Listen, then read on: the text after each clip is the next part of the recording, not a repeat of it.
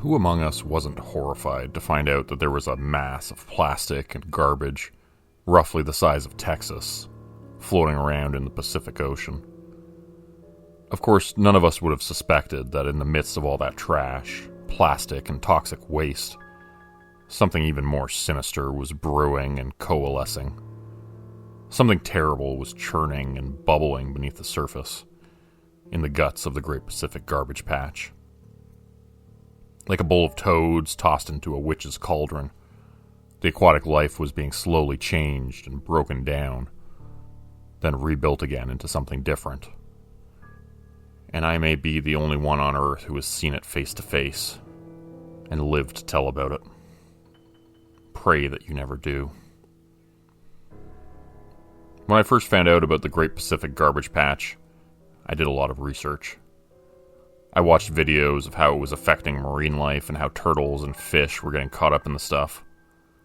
I researched microbeads and PFAs, forever plastics that never disappear and can't be broken down, so they linger in our bodies and the bodies of animals, causing cancer and other issues. After I lost my job last year, I decided I wanted to help. I had a bit of money in my savings, and unemployment checks were coming in to help supplement my income. So I decided to take a break from the daily grind and do something big to help the planet. Why should generations after us have to clean up our mess, I thought. The least I could do was help. There were a number of potential organizations I could volunteer with, but I found one in particular that seemed to have a need for my skill set.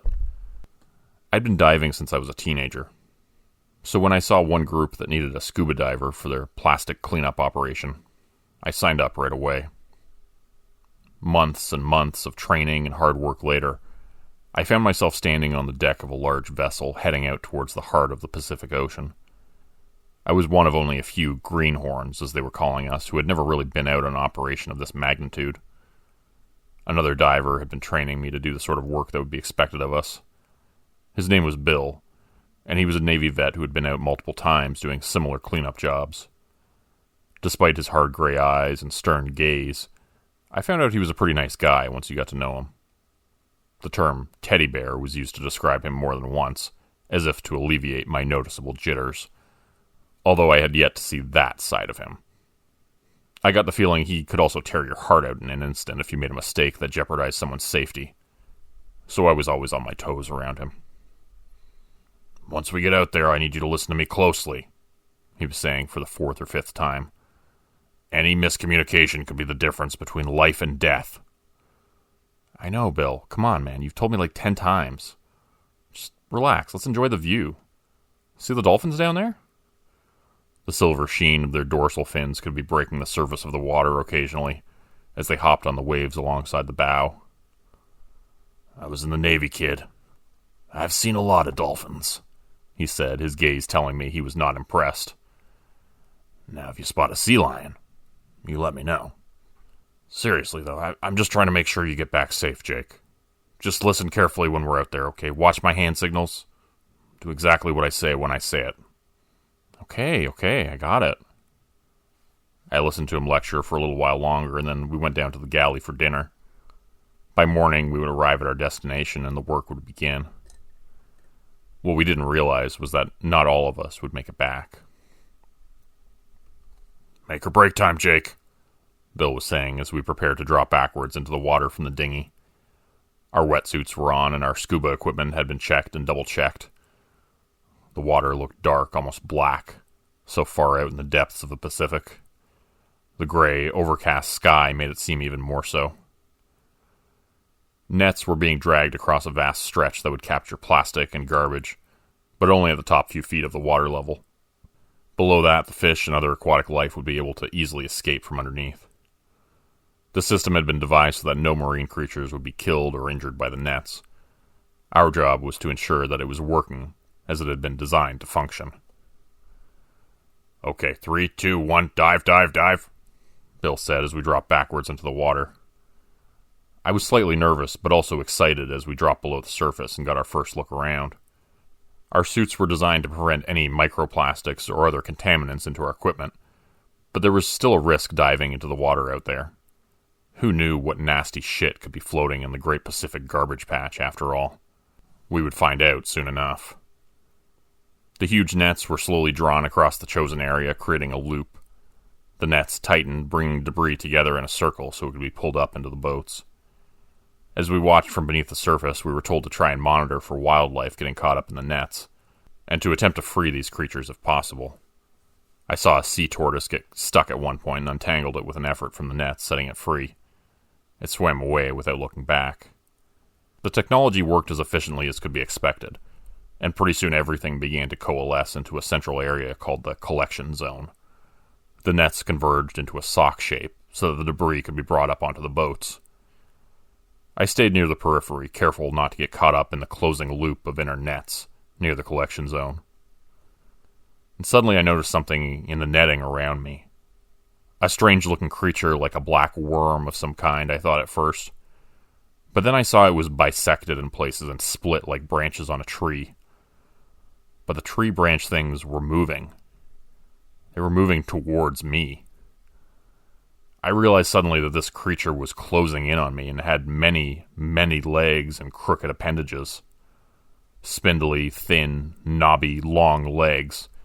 They were so strange-looking I had mistaken them at first for oil-slicked seaweed or some other sort of debris. I tried to hand-signal Bill, but he didn't notice me at first. He was close enough to me that I could just swim over and tap him on his shoulder. He was maybe 20 feet away from me. Kicking my legs, I began heading over in his direction. And then suddenly I felt something grab onto me. Something thin and vine-like wrapped around my thigh like a whip, digging into my flesh and causing me to cry out in pain. The regulator slipping from my mouth and causing the disgusting garbage water to flow in for a moment as I howled in pain. Quickly, I shoved the regulator back into my mouth and took a deep, grateful breath of air. Looking down at my leg, it took a moment to see what was causing the sudden discomfort. It was one of those strange, spindly black legs, I realized. It looked like something from a massive alien spider. Intersected with knobby bits, it extended back into the midst of the trash patch, where more of it could be seen here and there. And then suddenly it began to pull me in. I felt like a great fish being reeled in, pulled in the opposite direction that the nets were going. Grabbing desperately for anything nearby, I stuck my fingers through the net that had been collecting the garbage. It was sturdy, being drawn in by the trawlers on the surface. There was a moment of give, and then I felt myself being pulled in two different directions by unstoppable forces. Above, the boats were reeling in the net, and below, this thing, whatever it was pulling me toward it, into the depths of the ocean, away from the crew. Fighting back a scream once more, my mind raced trying to figure out what to do. I tried to telepathically call out to Bill, yelling, but unable to loudly vocalize it underwater. "Bill, help!" My muffled screams became a garbled, bubbling jumble. Once again, he didn't turn around. Despite all his talk of looking out for me and the dangers beneath the surface of the ocean, he hadn't looked in my direction for a good couple minutes.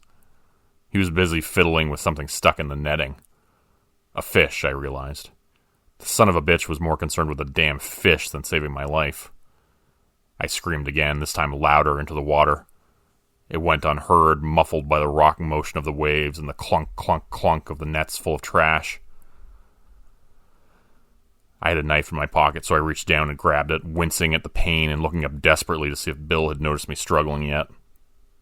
He hadn't. My hand dove down to my leg, and with the serrated knife I began to saw at the wiry tentacle arm which held me. I felt like I was trying to cut into a steel cable. It only tightened further until my leg felt like it would be squeezed from my body. Holding onto the netting, I began to feel my fingers slipping. Desperately, I clung onto it with every ounce of strength I had.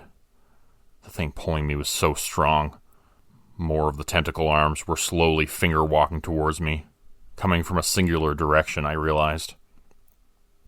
Then I saw what was at the center of it. A giant, black, spider-like creature was slowly making its course through the trash, heading in my direction. Unlike an ordinary spider, this creature was massive. It had a countless multitude of long, spindly legs, and it strode along the surface of the net towards me. I saw it was made up of those individual strands, like oily vines. It It was as if this creature was a scribbled monster drawn in black marker by an angry child. It made no sense and hurt my brain just to look at it. Panicking, I tried desperately to unwrap it from my leg, using the knife to try to dig between the layers of it coiled around my thigh.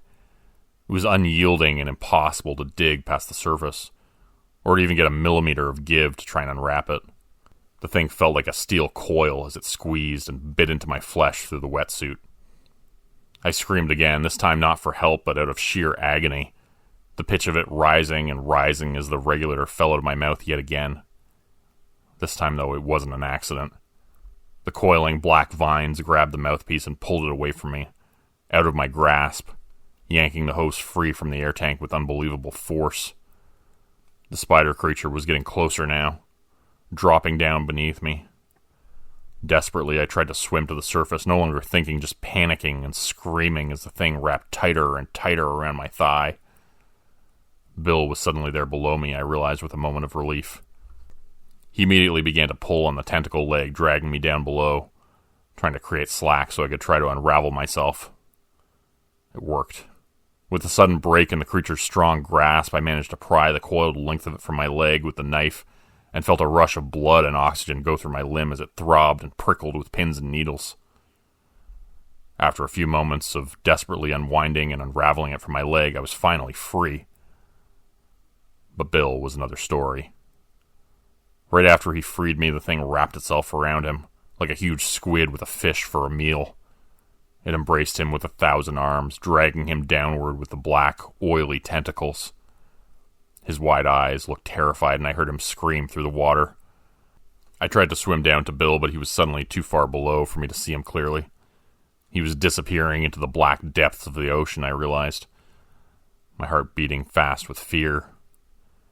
The appendages which had been slowly maneuvering towards me had begun to head down towards a new target instead.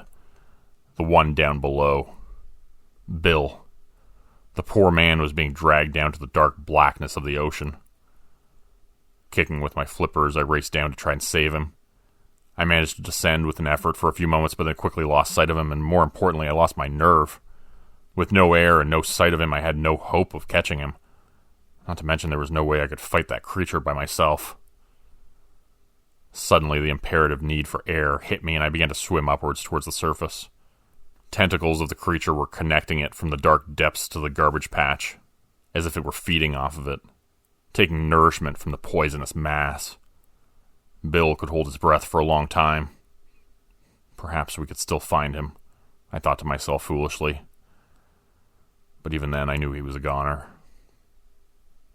I swam back to the surface and took a gasping breath of air, calling for help as I still felt terrified of the black tendrils floating nearby. Now I knew how quickly it could move and how strong it truly was. I was more afraid than ever before in my life as I thrashed and screamed on the surface, calling out for help. By the time the boat got close enough to pull me in, it was far too late for Bill. The official cause of death was ruled a diving accident, but I knew the truth. My attempts to tell others what had really happened were met with ridicule and remarks on how I hadn't been prepared enough, and people seemed to blame me for the accident. Someone told the investigators that the last thing I had seen was Bill swimming towards me, as it looked as if I had gotten tangled up in the netting somehow. The whole thing came out making it look like Bill had somehow lost his life as a result of my own incompetence. No matter what I say, nobody listens to me. But I need to get this out to the world. I need everyone to understand. There's something sinister living in the Great Pacific Garbage Patch, feeding off the toxins and the deadly plastics, taking nourishment from the things which make us sick. And whatever it is, it's getting bigger. Today's video was supported by patrons like Mark from Earth, Crimson Muse, Joy Burton, Diane Showers, Mark Zawal, Cheryl James, Pick Your Sticker, Teddy Dog, Clue 404, Mamakato, Dante Kincaid, and Zarin Ray. If you would like to help support the channel, please consider joining my Patreon page at patreon.com/Jordan Group Horror. As a patron, you'll get bonus content and videos. You'll be credited at the end of every video going forward, And if you decide to stay for 3 months, I'll name a character after you which will be featured in the next Hollow's End story. Links to join are in the description. Thanks everyone for listening. Please like, subscribe, and comment to help the channel continue to grow. And see you again next time at 4 p.m. Eastern Standard Time. Hope you have a great night.